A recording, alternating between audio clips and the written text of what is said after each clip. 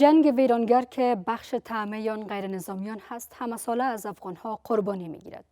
اما بلند رفتن آمار تلفات افراد ملکی و عدم پایبندی طرفهای درگیر جنگ به قوانین جنگ چقدر میتونه روی گفتگوهای صلح تاثیرگذار باشد؟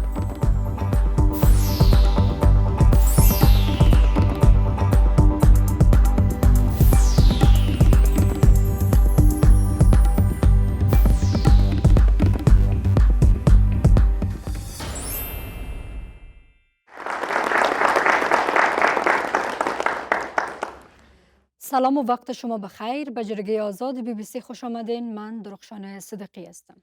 زه عنایت الحق یاسینی هم آزاد جرګې ته ستاسې هرکلی کوم. بر بنیاد تازه ترین گزارش یونما تنها در 6 ماه نخست سال جاری 3812 غیر ملکی در اثر حملات هوایی و همچنان در اثر حملات گروه های مخالف مسلح حکومت کشته و یا هم زخمی شدند. یونما د ریپورت له مخه د دغې زیاتو تلفاتو پړه په وسلوال مخالفینو 52 سلنه اچول شوې ده او پاتې 30 سلنه په حکومت پلوه ځواکونه اچول شوې ده او پاتې برخه نامعلومه وسلوال ښودل شوي دي. در جرگه امشب در پیوند به تلفات افراد ملکی و تاثیرگذاری این بلند رفتن این آمار تلفات ملکی روی گفتگوهای صلح با مهمانانمان بحث می داشته باشیم. په دې جرګې کې دغه ښاغلي او هغلي مېلمانه راسره دي. د ولسي جرګې کې د کندوز د خلکو استازی فاطمه عزیز، د ولسمشر محمد اشرف غني، د ولسي چارو او سیاسي چارو ستر سلاکار ضیاء الحق مرخیل صاحب او د افغانستان د بشري حقوقو د خپلواک کمیسیون کمیشنر ویاند شکر الله مشکور صاحب برخه لري چې ورته هرکلی وایم. و در جرگه امشب یک شماره از اشتراک کننده هایی هم از نقاط مختلف افغانستان با خود داریم که یک بخش از آنها از خانواده های قربانیان هم هستند. شما را هم خوش آمدید میگم. لکه څنګه چې واورېدل په دغه جرګې کې ګډونوالو څخه یو شمېر موږ سره هغه کسان هم دي چې له بده مرغه د تیرو څو لسیزو په جریان کې د دغه ملکي تلفاتو مخامخ اغېزمن دي. له دوی څخه یو موږ سره دی مسیح الرحمن چې له وردګو راغلی دی. له هغه به واورو. بسم الله الرحمن الرحیم. د ما نوم مسیح الرحمن د وردګ ولایت د جغتو ولسوالۍ د ملافظ په وادي کلیمه چې په تیر 1490 کال د میزان میاشتې په اول تاریخ باندې د موږ په کلي باندې چاپه ولیدله چې زه په خپله نه وم په ایران کې تقریبا د 1493 کال نه راپدې خو هلته مسافر وم. د موږ په کلي چاپه ولیدله. بدبختانه چې د چاپې په جریان کې چې سره د دې چې د ما کور یوه شپه مخکې تلاشي شوی و، ښه معلومات حاصل شوي وو. ټولو قواو ته چې دغه کور سرپرست نه لري، دلته فقط ښځې او ماشومان دي.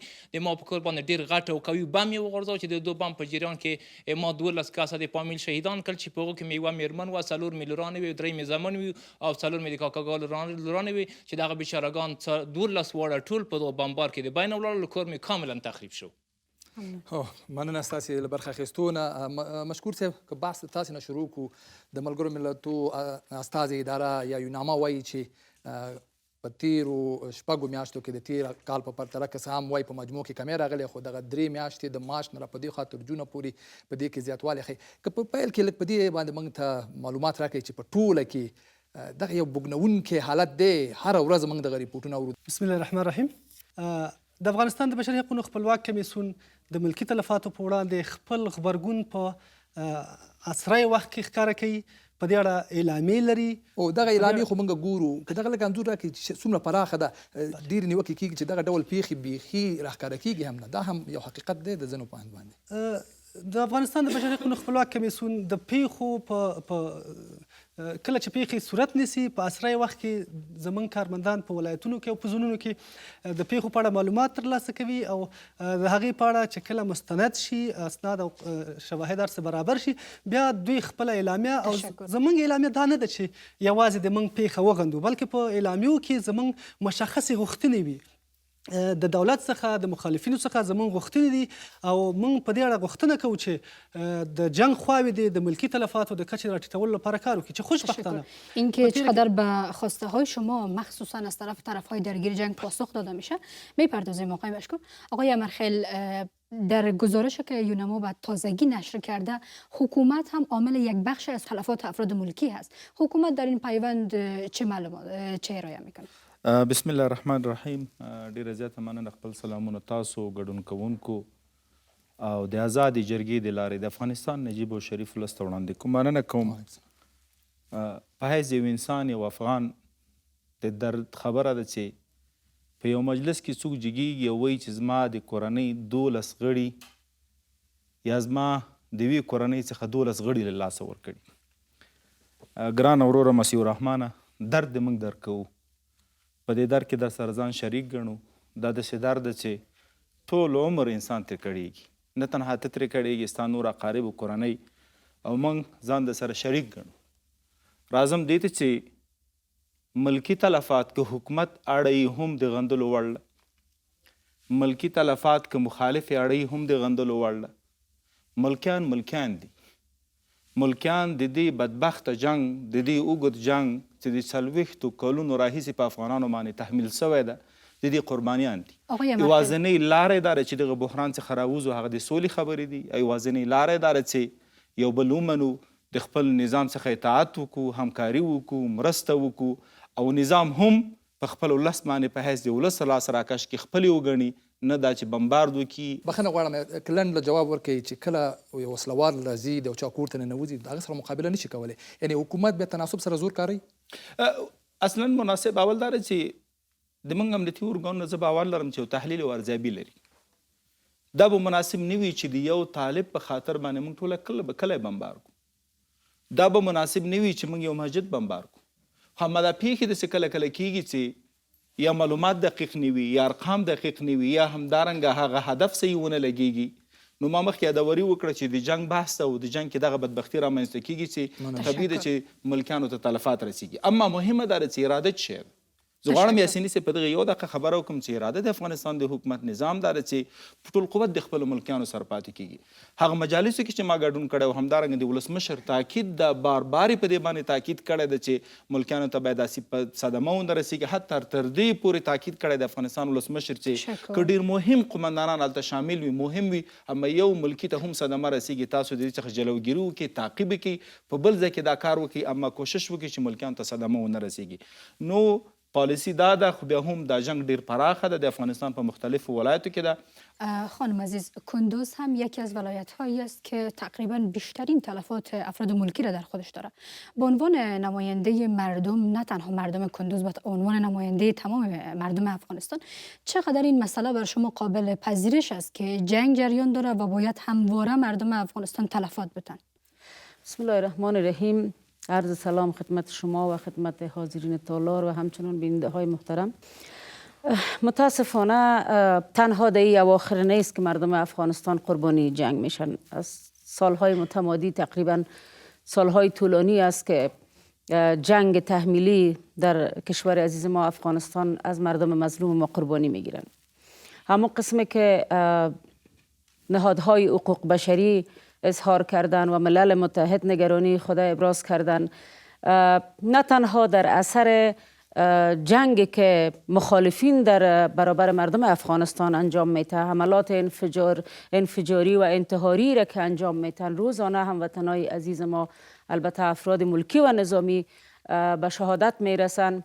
ما من حیث نماینده یک ولایت جنگ زده که ما و شما شاهد 2 مرتبه سقوط این ولایت بودیم و شاهد از این بودیم که متاسفانه افراد ملکی و نظامی، اطفال، زنان، در مجموع تمام مردم ولایت ما و همچنان دیگه ولایت های جنگ زده که امروز ما شاهد جنگ در نقاط مختلف افغانستان هستیم، متاسفانه گراف تلفات افراد ملکی روز به روز بلند میره. دغه غندنې کفایت کوي. موږ مخکې د مرخیل صاحب نه واورېدل، هر چا نه موږ اورو، اجرایه رئیس، ولسمشر، نور وزیرانی، تل غندنې کیږي.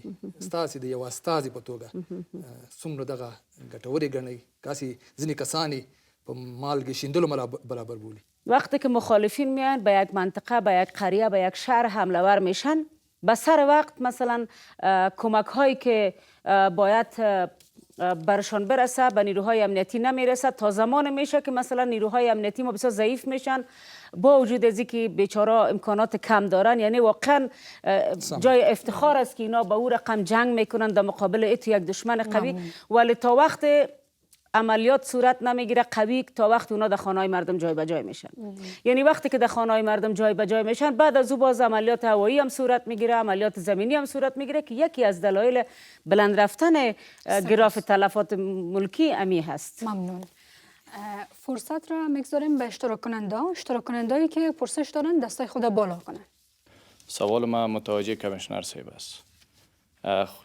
مختص و مختصرا میخوایم از تان بپرسم تلفات اخیری که در سطح کشور قبلا یادآوری شد برادر ما هم ذکر کردن به میان که آمد، به وجود که آمد که بیشترینشان متاسفانه ملکی بود.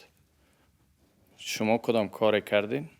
و از این اگر فراتر بریم از گذشته ها صحبت بکنیم کدام کار جامع‌تری که حال شما او را به گونه دستاورد یاد بکنین از او میشه که کمی روشنی بندازین دی؟ یو بل اورید برخوال هم خلو په اخر کتار کې مهرباني وکړئ. د جرګې ګډونوال ته سلامونه. نورګل اندربال یم له بغلان راغلی. ما د کندوز په چاردرو او د بغلان په ډانډې شابدینو ډانډې غوري باندې هوایي بمبارۍ وشولې. هغه کورنۍ چې په جنگ یا په هوایي بمبار کې زیانمنې شوي د کورنۍ غړي په یو ډول لاړل طالبانو سره یو ځای شوي دي، عملا د حکومت په وړاندې جبهه نیولې ده. هغوی مجبور شول اقدامي چلند یې وکړه. آیا دغه کار د حکومت د سولې پر وړاندې جبههګیري نه ده؟ مننه. مشکور صاحب که تاسې اول هغه برخوال ته جواب ورکړئ بیا به مرخیل صاحب ته راشو. ډیره مننه کوم. د بشري حقوقو د خپلواک کمیسیون د یو کارمند په توګه واقعا د ملکي تلفاتو په اړه زموږ اندېښنې واضح دي. کمیسیون همیشه د ملکي تلفاتو د کمولو په خاطر باندې خپل پیشنهادات، خپل سپارښتنې د افغانستان حکومت ته ورکړي دي. موږ په ملي او نړیوالو ناستو کې د ملکي تلفاتو د کمبود په خاطر باندې عدالت غوښتنې کوو. د افغانستان حکومت ته مو لازم سپارښتنې کړي دي. خوشبختانه ارادی حکومت و پاسخ حکومت بر ما مثبت بوده که ما توانستیم کمیسیون مستقل حقوق بشر توانسته که با اساس پیشنهاداتی که برای حکومت افغانستان داده در این اواخر یک پالیسی ملی جلوگیری از تلفات ملکی از طرف حکومت جور شده که کمیسیون خوشبین است و تقاضا میکنه که این پالیسی عملا در جنگ ها تطبیق شود تا گراف تلفات ملکی کم شود. همچنان طرز العمل های در این راستا از جناب حکومت از طرف حکومت تصویب شده است. همچنان هدایاتی از مقام ریاست جمهوری در این راستا صورت گرفته و یک نقطه خیلی مهمی است که یک بورد جلوگیری از تلفات ملکی هم ایجاد شده.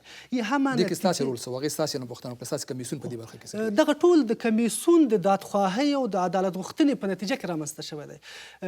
تاسې په یاد لرئ چې د 2009 کال نه تر دې خوا موږ په 2009 کال کې د ملکي تلفاتو کچه د حکومت لخوا ډیره لوړه وه چې تقریبا 40% ته رسېده. ولې خوشبختانه د دغه سپارښتنو د دغه دادخواهۍ عدالتخواهیو په نتیجه کې د حکومت د ارادې په نتیجه کې د حکومت لخوا د ملکي تلفاتو کچه اوس یو څه اندازه راټیټه شوې ده چې تقریبا 10% راکټه ډېره مننه. عمل صاحب وړاندې اندړوال صاحب د بغلان نه خبرې کولې. خلکو په دې عقیدې او د سولې بهیر داسې ویل کېږي چې ډېر پر مخ روان دی. طبعا د سولې په بهیر باندې دغه ډول چلن اغېز کوي، هغې ته هم ځواب څه دی؟ مننه. زه نورګل صاحب مننه کوم، خو ولس باید ورانکارو ته ځای ورنکړي. بامیانو ته تللی وم زه، په بامیانو کې ما نه باډیګارډ لرودل، نه مې مساله لرودل، هېڅوک مې نه لرودل. د بامیانو هره دره کې یوازې روان وم ځکه ولس یې امن غوښته. ولس طالب په خپل کلي کې نه ده پرېښی. نو کله چې ولس طالب ته ډوډۍ ورکوي، په خپل جومات کې ساتي او همدارنګه د هغه ځینې ښار تهدیدېږي، عمومي لارې تهدیدېږي، تاسو څه توقع کوئ؟ ځکه د نظام نه فکر کوئ دا کار په خوښه کوي ولس؟ په یو شکل باندې خواخوږي ورسره موجود ده. یاسیني صاحب، خواخوږي په دې معنا باندې که یو ورور طالب ده بل یې ځای ورکوي، که کاکا زوی طالب ده بل کاکا زوی د شپې ډوډۍ ورکوي، همدارنګه همکاري ورسره کوي. ما مثال دی ورکوي په بامیان، ځکه ولس یې هلته نه غواړي طالب ولې روش نسی کوي. فکر میکنین این راه حل است که جای نده مردمی را در مناطق خودشان؟ طبیعی گوری بعد مردم هم در یک طرف دیگر ناگزیر هستند. گوری لارې حل لارې داره چې ولس باید ځای ورنکي. حل لارې داره چې ولس باید واضح ورته وي چې ورور ستا په خاطر زما کورنۍ تهدیدېږي، ستا په خاطر زما اولاد تهدیدېږي، ستا په خاطر سبا زما ټول کور ورانېږي. تشکر. خانم عزیز، این تنها امسال نیست که افراد ملکی تلفات میتن. ما شاهد هستیم که جنگ همه ساله از مردم افغانستان قربانی میگیره. مخصوصا سال گذشته یکی از خونبارترین سالها برای افراد ملکی بوده. متاسفانه جنگی که در افغانستان برای انداخته شده این جنگ افغانان نیست.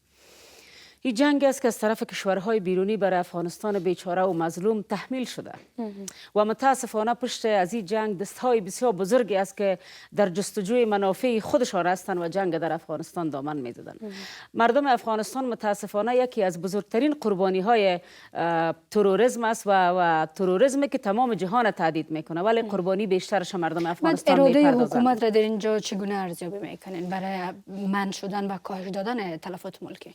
خب بعضی مشکلات زیاد در قرى و قصبات وجود داره. مثلا طالب می امرای تفنگ خود در پشت دروازش مجبور میشه که دروازه را برش باز کنه. او خوش نیست که لقمه نان طفل خود ببره به طالب بده. او از مجبوریتی کار میکنه. روزها میشه که مردم برای ما گریه میکنن که میگن ما لقمه نان خشک در دسترخوان خود داشتیم که وقتی گروه طالب در میمانخانه آمد ما مجبور شدیم که اون نان اولاد خود ببریم به طالب بدیم و خود ما گشنه بشینیم. این مجبوریت های مردم افغانستان است که ما باید این درک بکنیم. تشکر. اگر موافق باشین میریم سراغ چند پرسش از اشتراکننده‌ای که پرسش دارن میخوایم از شما داشته باشیم. بسم الله الرحمن الرحیم. د زابل د ولایت یو تن قومي مشر حاجي صاحب نقیب الله، زما سوال د جناب امرخیل صاحب څخه ده. دولت او د دولت مخالفین د خپلو عملیاتو په جریان کې ملکی خلک او عامه تاسیسات په نښه کوي، په داسې حال کې چې تر بل هر وخت د سولې خبرې تودې شوي دي، خو بیا هم هره ورځ په سلګونو بېګناه هیوادوال شهیدانېږي. تاسې دې کار ته څه برنامه لرئ؟ دغه بدبخته جنګ زښته ډېر ځوانان او افغانان راڅخه لاس واخیست. که طالب وژل کېږم یو افغان د مخلصانه یم ورباندې دردېږم خفه کېږم. که اردو پولیس شهیدیږي ورباندې دردېږو په دې باندې چې یو افغان وژل کېږي. هر کسی که برای ملکی ها صدمه وارد میکنه، اگر حکومتی باشه اگر طالب باشه، باید محکمه شود.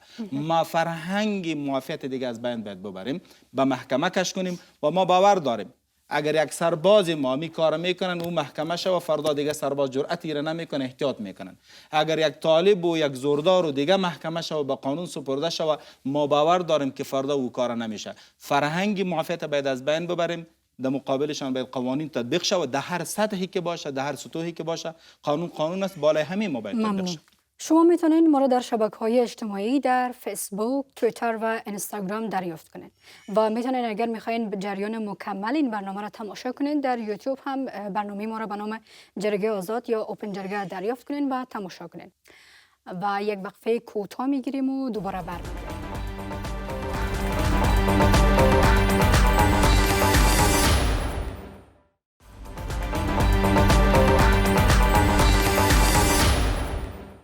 یو ځل بیا آزادې جرګې ته ښه راغلاست. نن په دې غږیږو چې ملکي تلفات د سولې په روان بهیر باندې څه اغیز درلودی شي او د دې د مخنیوي لپاره څه شونې ده یا څه کول پکار دي. په دغه جرګې کې موږ سره د افغانستان له بېلابېلو برخو ګڼ ګډونوال هم لري چې یو زما سره دلته په خوا کې دی، هغه به خپل ځان معرفي کړي چې څه پوښتنه لري. انجینیر نصیرالله مبارز یم، وردګ ولایت چک ولسوالۍ اوسېدونکی. پوښتنه په دې ځای کې ده چې د دې ټولو عملیاتو په شتون کې ولې حکومت پټه خوله دی او د حکومت ولې دومره د امریکا په لمن کې ځان اچولی دی چې د هغه په خاطر باندې خلک وژني او د سولې او ټولو په خبرو په مقابل کې دوی ته بیا کوم اهمیت هم نه ورکوي؟ مننه. ډېره مننه. امرخیل صاحب پوښتنه خو تاسو ته راجع وه، تاسې به لږ ځنډ سره وکړئ د اغلې فاطمه عزیز نه به واورو چې رښتیا هم دغه ډول چلن که دغه تلفات رامنځته کیږي د سولې په روان بهیر باندې به څه اغیز ولري. وقتی که آتش بس صورت نگیره، عملیات ها دوام داشته باشه، جنگ جریان داشته باشه، از یک طرف دیگه مذاکرات صلح در کشورهای بیرونی دوام داشته باشه، معلومدار از گراف تلفات ملکی بلند میره. هرگاهی که سیاسیون ما اول خود قدم اول سیاسیون ضرور است که بین خود یک مصالحه بکنن. اول سیاسیون باید تیت پراگنده نباشن، بیان در کنار حکومت استاد شوند، چون موضوع صلح برمیگرده به منافع ملی مردم افغانستان. اجازه بدین از آقای امرخیل هم بشنویم. کله چې طالب سولې ته نه حاضرېږي، د افغانستان نظام اعلان کوي چې زه بې قید و بې شرط د سولې خواته ځم. زه فکر کوم چې د دې نه زیات انعطاف پذیري بله موجود نه ده. موږ یوازې د سولې په دوران کې خپل شروط لرو، اما د سولې شروع کولو کې موږ شروط نه لرو. دوهم د افغانستان حکومت بار اعلان دی وکړ چې موږ بې قید و بې شرط اوربند ته حاضر یاستو او یو طرفه اوربند خو نه کېږي که د افغانستان نظام اوربند وکړي او طالب ورسره اوربند ونه کړي. سبا په کابل کې همدغه استډیو چې دا نن زیاتره د خواخوږۍ خبره کو دا هم محفوظه نه ده. بنان درد د ټول افغانانو یو درد ده. بدبختي دا ده چې طالب سوله نه کوي. بدبختی داره چې طالب یو مشروع نظام ننګي تر څو چې د افغانستان حکومت سره خبرې ونیسي، بحث ونیسي، مذاکره ونیسي، صلح اجرایي بڼه نه لري، صلح قابل د تطبیق نه ده، موږ باید ځینې حقایقو ته متوجه سو. دویم د وردګو خبره تاسو وکړه، زه باید لږ په دلایلو په شواهدو خبره وکړم.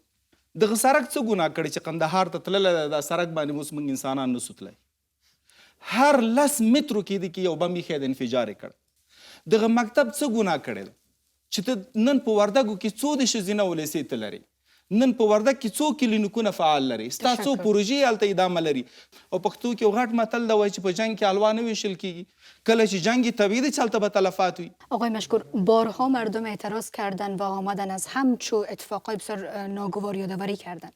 در اینجا هیچ برجه به عنوان رسمی نیامد بر از اونا دادخواهی صورت نگرفت و ما شاهد هستیم که هیچ کسی در پیوند به تلفات افراد ملکی تا حالا دادگاهی نشده. فکر میکنین که این در توان حکومت هست تا کسانی که هر دو طرف درگیر جنگ، مثلا خود حکومت و طرف درگیر جنگ را بیاید به دادگاه بکشانه و فرهنگ مافیت خاتمه پیدا کنه؟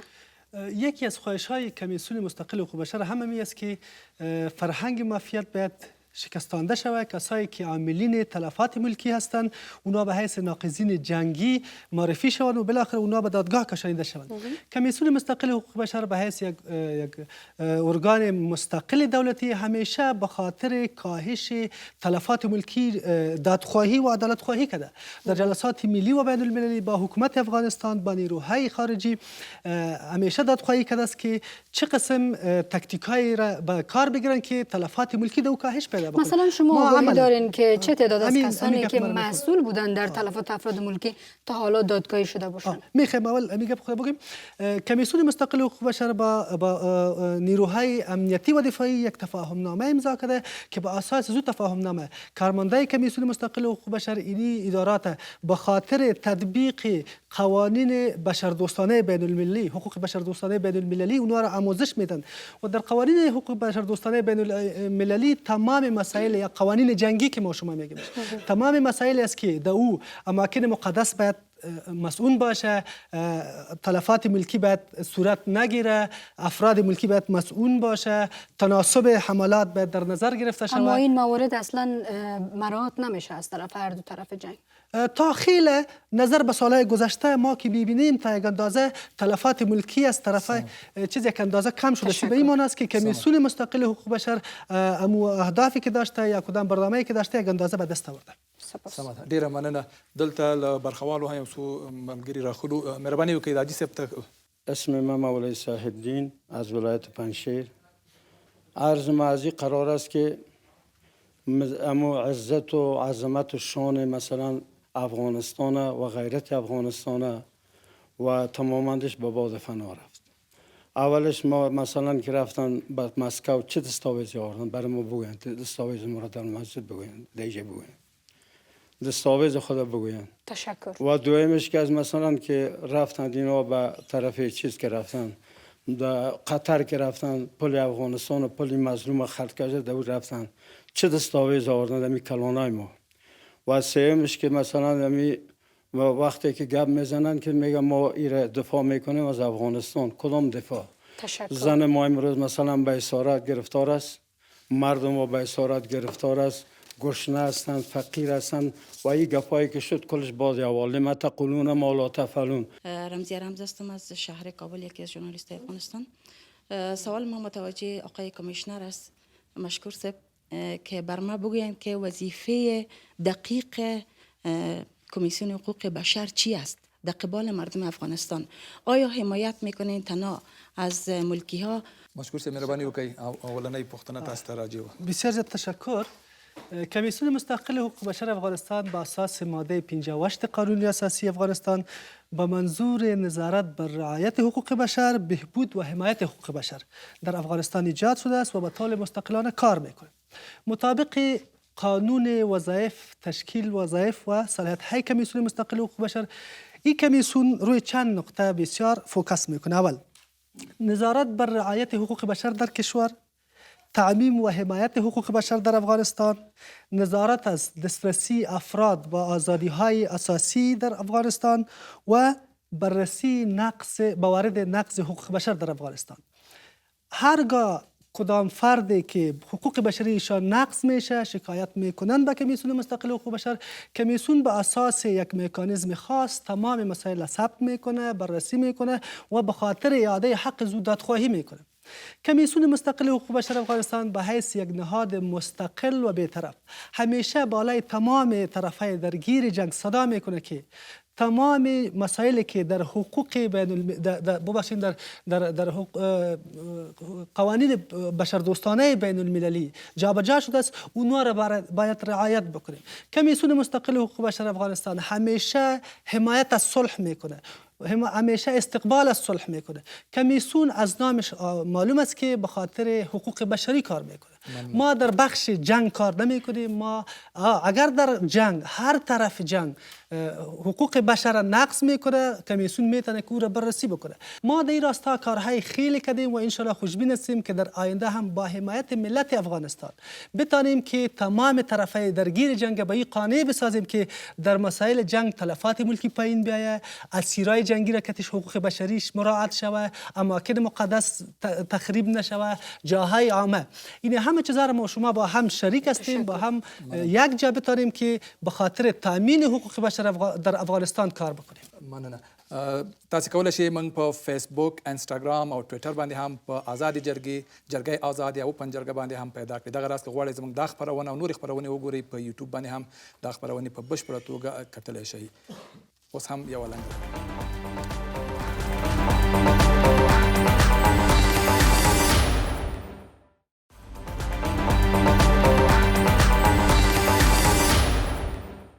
سلامی دوباره بیننده ادامه برنامه جرگه آزاد BBC هستند و تا اینجای بحث بیشتر از اشتراک کننده های ما هم که از چشم دیدهای خودشان در دوردست ها داشتن یادآوری کردن. باز هم مستقیم میریم سراغ چند پرسش از اشتراک کنندهایی که پرسش دارن. شما به نام خدا لطیفه عاطفی هستم، یک تن از اشتراک کنندگان برنامه جرگه آزاد. سوال ما جناب آقای امیرخیلی می باشد وقتی که ما انتقاد میکنیم که طالب در خانه مردم جبه میگیرد یعنی جای میگیرد و سبب تلفات ملکی میشد، پس ارگانهای کشفی ما چی کار میکند که وظیفهشون چیست که حکومت خود میگوید که ما قانون داریم، حقوق بشر داریم، آخر تا چی وقتی همه کشت خون ادامه داشته باشه؟ محمد قاسم سلام. اول قدم کې لمرخیل څخه زما سوال دا دی چې موږ همیشه وایو چې ملکی تلفات دولت کوي او طالب هلته پټیږي. آیا داسې یو مورد شته چې کم یو عسکر محاکمه شوی وي؟ ما پخواني بحثو کې لیدنه کتنه کړې وه د وزارت دفاع وایندو د وزارت داخلي و تر اوسه پورې څوک نه دي محاکمه شوي. دومره خبر راغلم زه حقوق بشر ملګرو ته. حقوق بشر همیشه راپور ورکوي. ما یو راپور د دوی نه ده کتلی چې دولت زمونږ دغه راپور ته مثبت جواب ورکړه. آیا تاسو واقعا مستقل یاست؟ سمه. مننه. نور ګډونوال خلو خو وروسته برخه کې امرخیل صاحب د مخکینۍ برخې یو څو پوښتنې وي او دا هم تاسو ته راځي. د مهرباني مننه. زه مخکې خور خبره وکړه د طالبانو خبره. موږ په دې باور لرو د افغانستان حکومت په ټوله کې په حیث یو افغان باور په دې لرم چې د افغانستان د معضلې حل جنگ نه ده. د افغانستان د ستونزې حل یوازې د خبرو لار ده. طالب په وژلو نه ختمیږي او طالب د هم د خپل مغز وباسي چې هیڅ وخت د خپل تنگ نظری د افغانستان په ملت باندې نسی تحمیلول. هیڅ وخت له زور په زور باندې د افغانانو حکومت نسی کول. کله چې دا بحث وي یوازینۍ لاره دا ده چې سولې خبرې وسي. که غواړي چې دوی د ولس زړونه خپل کړي راسي په یو آزاده فضا کې د ټاکنو کې ګډون وکړي، نوماندې ورکړي، پارلمان ته د نوماند ورکړي، ولایتي شورا ته د نوماند ورکړي، ریاست جمهوریت ته د نوماند ورکړي. که ولس رایه ورکړه موږ ټول ترې اطاعت کوو، هماغه نظام منو. او که ولس رایه ورنه کړه باید ویې مني. د توپک په زور باندې په 20مه پیړۍ کې زه فکر کوم چې نه حل لاره ده او نه هیڅوک مني او نه افغانان دې ته حاضر دي. که حاضر وای نن افغانانو د تنګ نظرۍ په وړاندې مقابله او مبارزه نه کوله. دوهم بحث دا ده چې زه غواړم په واضح ډول باندې یاداوري وکړم چې خدای نه خاصه یو د تالار ته یو د توپک والا راغی، موږ ټول اطاعت وکړو د خپل د ژوند په خاطر باندې، د خپل د راتلونکي په خاطر باندې. طالب په افغانستان کې په هغه اندازه او په کچه باندې نه د ولس تر یو حده پورې ګروګان نیولی. د ولس د پیشرفتۍ معنی دي، د ولس د تعلیم او تحصیل معنی دي او دوی په دې باندې باور لري. زه په حیث یو ځوان زیاترو ولایتو ته مې سفر کړی دی. وخت کې مې یو سروې کې کار کول په 2008 کې هر هغه ځای کې چې مکتب و هلته به امن. نن چې په هر هغه کلی کې تحصیل کرده چیرې اوسیږي علمي چیرې اوسیږي هلته امن ده. زه حکومت د افغانستان نظام سره کار کوم، ولسمشر سلاکار ما بار بار مې په اجتماعي رسنیو کې ولسمشر ته همدارنګه مجالسو کې غوښتنه کړې ده چې ډېر ځل زموږ راپورونه هم دقیق نه وي. د موږ یو امنیتي مسؤل مثلا یوه ساحه کې عملیات کوي، سهوه کوي، غلطي کوي، اما غلطي خپله نه مني، راپور مرکز ته غلط وړاندې کوي. په راپور کې لیکي چې ما دومره طالبان وژلي. ډېر وخت هغه راپورونه دقیق نه وي. په هغې راپور کې ملکیان وي، ملکیان یې په طالبانو باندې کړي. په دواړو خواو ته ګرانه مشکل موجود ده، ستونزې موجود دي. په دې مورد باندې یعنې دغه بحث چې زه دا څه موده حکومت ته داخل تللی یم، بحث مې ورباندې پیل کړی ده. یعنې همیش موږ د دې غږ جګ کړی ده. زه امیدواره یم ولسمشر هم په دې کې ډېر دقیق ده. حتی تر دې پورې سوې ده چې ولسمشر نه تنها ډېرې څیرې له وظیفو نه منفک کړي په ساحو کې، او همدارنګه د بررسۍ لاندې نیولي، تحقیق لاندې نیولي. اما دا هم بیا کفایت نه کوي. موږ لا زیات نور هم غواړو. زه فکر کوم چې 100 کاله وړاندې د امان الله خان په دوران کې د سړک مخالفت موجود و. 100 کاله بعد هم موږ سړک په مینونو په انفجار الوزو. 100 کاله وړاندې د امان الله خان په دوران کې مکتب معنی موجود و. 100 کاله وروسته په انفجار الوزو. 100 کاله وروسته د خور په مخ باندې تیزاب شیندو. تشکر. آقای مشکور، خیلی انتقادهای جدی برای خود کمیسیون مستقل حقوق بشر مطرح بود که چرا در بحث دادخواهی نیامدن و نتیجه گیریشان مطرح نکردن. در مسائل نقض حقوق بشری به خاطر کاهش نقض حقوق بشر در افغانستان کمیسیون همیشه پیشگام بوده و در راستا همیشه دادخواهی کرده. به اسرای وقت اعلامیه خود داده، موقف خود اعلان کرده و خواهشات خود از طرفین داشته و تا خیلی دادخواهی های کمیسیون مستقل حقوق بشر افغانستان نتیجه هم داده. ما بر شما پیشتر هم گفتم که در سال 2009 40% تقریبا عامل تلفات ملکی حکومت بوده که خوشبختانه در اواخر به نتیجه دادخواهی های کمیسیون مستقل حقوق بشر افغانستان بالاخره تلفات از طرف حکومت یک اندازه کاهش پیدا کرده. ما نه تنها بالای حکومت صدا میکنیم، بالای مخالفین مسلح هم صدا میکنیم. مثلا اگر یک مورد را شما پیگیری کرده باشین تا پایان کار، از هنگامی که شما دادخواهی کردین آمدین دادگاهی شده باشه کدام فرد، همچون یک مثال دارین در کمیسیونتان؟ شما ممکن در جریان باشی که هیئت رهبری کمیسیون نو است، ولی کدام معلوماتی که ما از قبل داریم است که خود ایجاد پالیسی جلوگیری از تلفات ملکی و ایجاد یک بورد مشورتی در خود شورای امنیت، این خودش نتیجه دادخواهی های کمیسیون مستقل حقوق بشر افغانستان است که بالاخره حکومت به وادار میشه که به خاطر جلوگیری از تلفات افراد ملکی این چنین چیزا را دستیابی بکنه. یک نکته دیگه که بالاخره ما ادارات امنیتی و دفاعی را به این قانع ساختیم که کمیسیون منصوبین زنوا را آموزش بده در مورد قوانین حقوق بشر دوستانه بین المللی که در او تمام مسائلی است که مربوط به جنگ میشه. فاطمه عزیز، تاسو ته دواړه امرخیل صاحب د حکومت نه کلکه دفاع وکړله. طبعا دغه نظر سره به موږ مخالفت د جرګې کې موږ ته نور نظرونه به هم مختلف وي. مشکور صاحب د خپل کمیسیون نه دفاع وکړه. یو استازي په توګه څومره قانع کوونکي دي دغه ځوابونه تاسو؟ به جواب سوال شما باید بگویم که ما من حیث نماینده مردم افغانستان خودم شخصا که در این مجلس حضور دارم، درست است ایشان مشاور رئیس جمهور هستند، حق دارن که دفاع کنن چون موقفشان ایجاب میکنن و اونا هم که از همین مدرک معاش میگیرن، کارمند حقوق بشر هستند، باید دفاع بکنن از عملکردهای خودشان چون در موقف خودشان در اداره کار میکنن. ولی به هر صورت اداره حقوق بشر هم تا هنوز کدام دستاورد نداشته در سطح افغانستان. حقوق بشر به نام است، یک شعار است. حقوق بشر فقط برای مردم و کشورهای اروپایی و غربی است، برای مردم افغانستان اصلا به نظر از اونا اصلا حقوق بشر در افغانستان یک چیزی است که هیچ اصلا به مفهوم واقعیش تا هنوز ما پی نبردیم. اونا حقوق بشر فقط سالانه گزارش جمع میکنه که چند نفر بمبارد طیاره کشته، چند نفر طالب کشته، چند نفر در کجا مرده، جمع میکنه گزارش میده یک نفر مرده. کویر کلگی هم میفهم، من میفهم، شما میفهمین، همگی رسانه هم تمام روز گزارش میدن. بنابراین خواست مردم افغانستان همی است که از دادن شعار دیگه ما بیرون شویم. ما نماینده مردم هستیم، درست است ما کدام قوه اجراییه نیستیم، ولی از قوه اجراییه خواهش میکنیم که به چشم مردم خاک نزنن. لطفا درست است اینا هم افغان هستند، درک میکنیم که با شهادت هر مثلا افغان اینا هم مایوس و متاثر میشن، ولی خوب است که یک کمک قاطعیت، جدیت، امو به اصطلاح مطابق قانون اساسی تامین امنیت شهروندان را در نظر بگیرن. اصلا فکر میکنم دو مهمان ما چیزایی برای گفتن برای شما دارن. اول میریم از اشتراک کننده چند پرسش میگیریم، بعد اگر پاسخ به شما داشتن با شما در میان بگذارن. شما بسم الله الرحمن الرحیم. صبر الله خاکسار د کابل د ولایت څخه د امرخیل صاحب نه پوښتنه لرم. هغه په دې معنی لکه مخکې چې دوی ویلي چې موږ بعضې ولایاتو ته چې هلته جنګ روان ده یا د زمینی د لارې نه یا د هوایي د لارې نه رسیدګي نشو کولی. یو پوښتنه دلته زه دا لرم چې موږ د کابل په ولایت کې زندگی کوو او د کابل د ولایت که امنیت یې بولي که هر څه یې بولي 100% د دولت په لاس کې دي. د آرک په خوله کې زه د خپل فامیل 3 شهیدان ورکوم. د دې مخه دولت ولې نشي نیولی؟ که زه وایم چې ولایاتو ته رسیدګي نشي کولی، ته د آرک په خوله کې د ما د زندګۍ ضمانت نشي کولی، نو ولایت خو لا په ځای پرېږده. د دغې جواب موږ ته راکړئ چې آیا دا د دولت ضعف ده او که بې توجهي؟ مننه کوم. از شما میشنویم آقای. مننه ګرانه، زه د درک کوم.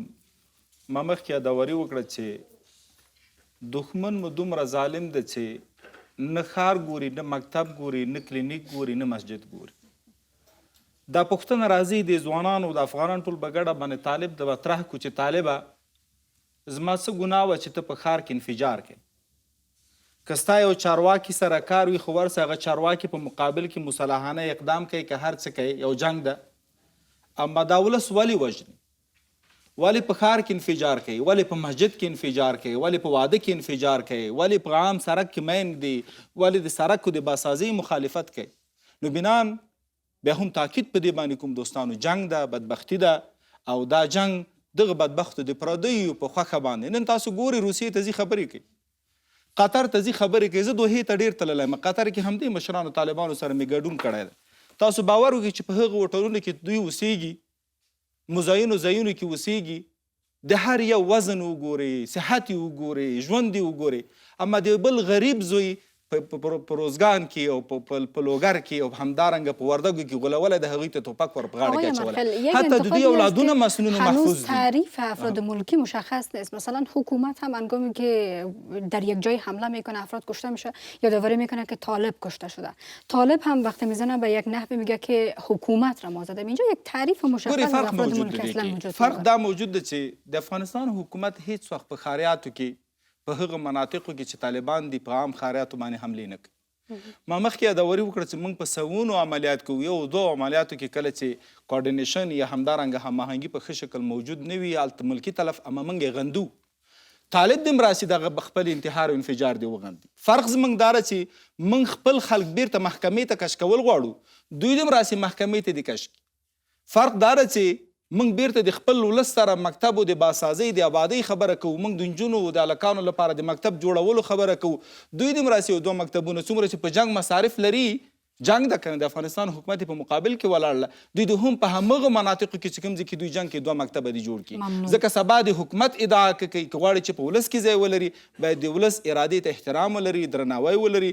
نو ګرانه که ښار کې انفجار سوی ده همدې بدبختو کړی او همدارنګه که په مسجد کې سوی ده حتی په رکوع په سجده یې وژلي یاستو، نه تنها په ښار کې. یک وقفه کوتاه میگیریم اما دوباره برمیگردیم.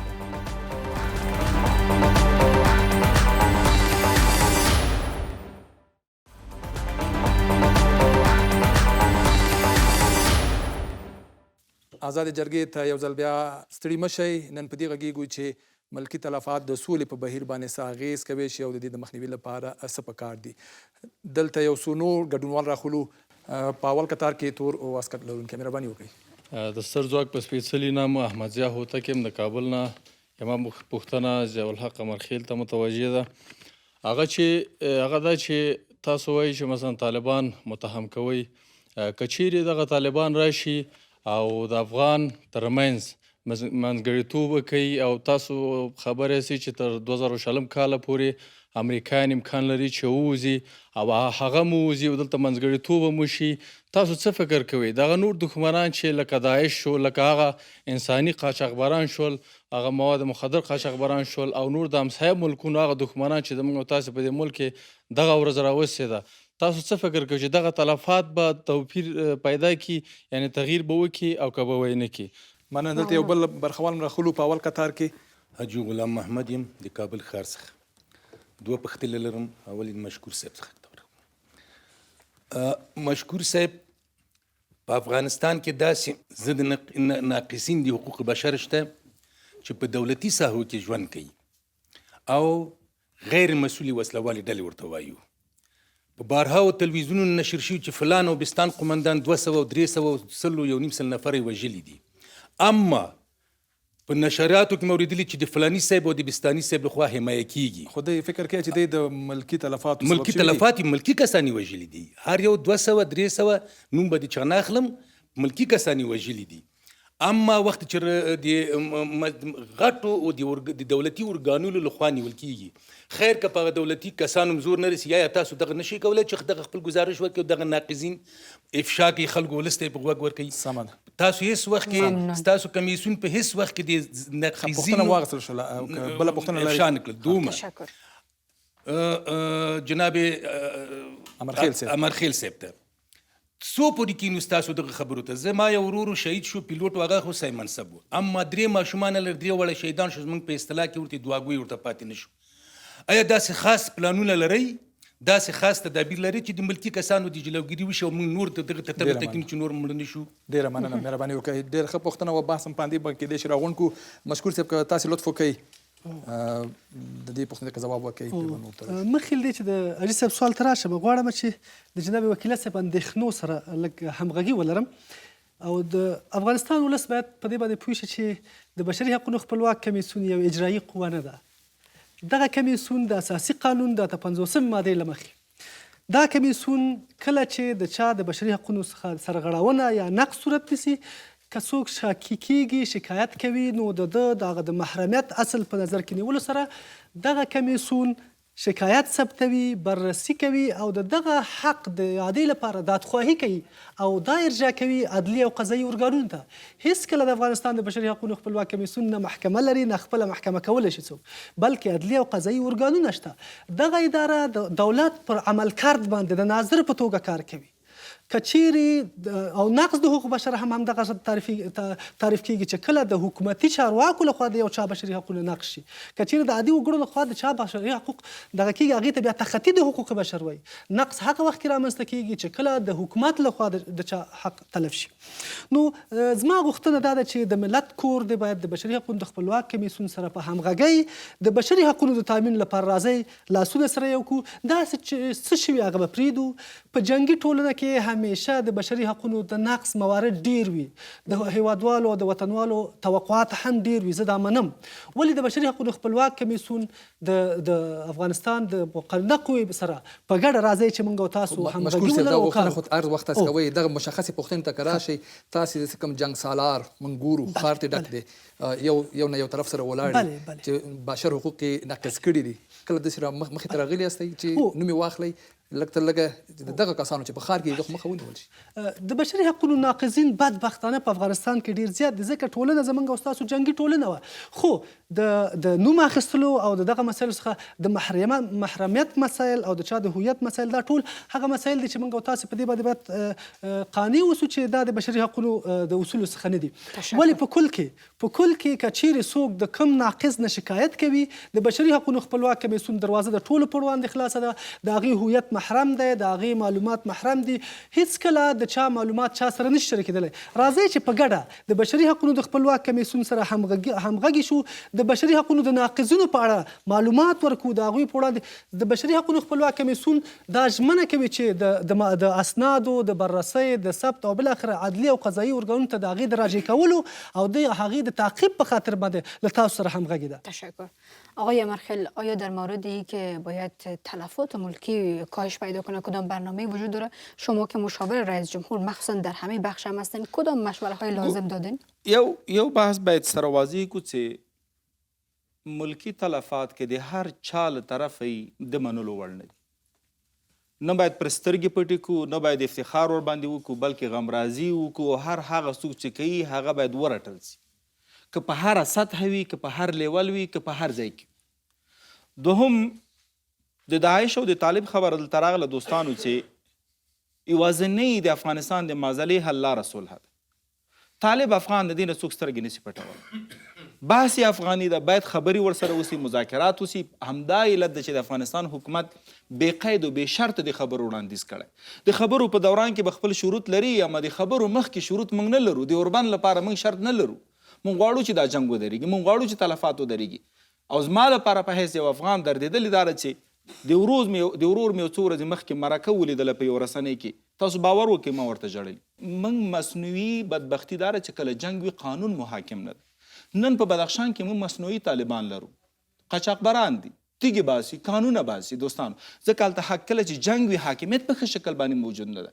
نو دا د ټول په ګډ مسؤلیت جوړیږي چې موږ د نظام او همدارنګه د حاکمیت لپاره په ګډه سره کار وکړو، همکاري وکړو. اما مجازات باید شي. دوستانو راځي په ګډه فشار وارد کړو. یو ستونزه موجود ده، زه باید ځینې واضح وخت درې خبرې وکړم. کله چې ښار کې انفجار کیږي موږ ښاریات هغه غندو، طالب نه غندي. کله چې په اطراف کې یو حادثه کیږي اطراف یې کوي. موږ دا واټن باید کم کړو. موږ ټول یو یو، درد مو یو ده، غم مو یو ده. بنان د دې جنګ ختمولو یوازینۍ لاره دا چې خبرو ته طالب هم مجبوره کړو، د افغانستان حکومت هم مجبوره کړو. درېمګړی تر څو به یو بهرنی موږ په منځ کې کینی او بهرنی چې نه وي موږ به سره خبرې نه کوو، بحث به نه کوو، مشوره به نه کوو او د جنګ لپاره به د حل لاره نه پیدا کوو. نو دغه بدبخته جنګ، دا بدرنګه جنګ چې موږ نه ژوند اخیستی، د دې ختمول پکار دي. ملامتی و سلامتی به پرېږدو. ممنون. خانم عزیز خیلی کوتاه میخوایم از شما بشنویم که در وضعیت فعلی راه حل چه است؟ خب در قدم اول خو مذاکرات صلحی که جریان داره تا هنوز خو کدام نتیجه مثبتش مردم افغانستان ندیده. چندین ماه میشه، کم از 1 سال شده که مذاکرات صلح برابری آقای خلیزاد جریان داره، ولی مردم افغانستان هر روز امیدوار است که باش که جلسات متعددی که مثلا در دوحه و مسکو و کجا صورت میگیره چی وقت نتیجه میده. ولی به هر صورت ما امیدوار جلسات بعدیشان هستیم. یگانه راه حل است که طالبا باید بپذیرن و کشورهای حمایت کننده طالب، من یک بار دیگه میگم طالب کسی نیست تصمیم گیرنده باشد. نبود تامین عدالت در افغانستان باعث میشه که یک تعداد بر طالب شود. مثلا یک بیادرش به ناحق یک مسئله غیر مسئول میره میکشه، مجبور میشه چی کنه؟ به خاطر تامین امنیت فامیلش میره طالب میشه. اونو قسم مردم هستن. تشکر. به هر صورت ما امیدوار هستیم که مذاکرات صلح نتیجه بده، آتش بس شود و بالاخره کشورهایی که در قبال جنگ افغانستان هستن باید به تفاهم برسن. سپاس. د جرګې لپاره بیل شوی وخت هم دومره په دې وغږېدو چې ملکي تلفات د سولې په بهیر څه اغیز کوي. نظرونه سره مختلف وو، خو یوه خبره د اکثره برخوالو مېلمنو تر منځ شریکه وه چې هغه دا چې تر څو سوله نه راغلي دغه ډول تلفات به دوام کوي. و از مهمانان ما هم خانم فاطمه عزیز، آقای ضیاءالحق امرخیل و آقای شکرالله مشکور سپاسگزاری میکنیم که وقت گذاشتین و در جرګې مشترک کردین. له ټولو ګډونوالو نه چې دلته د کابل نه او د ولایتونو نه راغلي وو، منندوی چې په خپرونه کې موږ سره برخه واخیستله. و تا جرګې بعد الله نگهدار. لوی الله مو مل.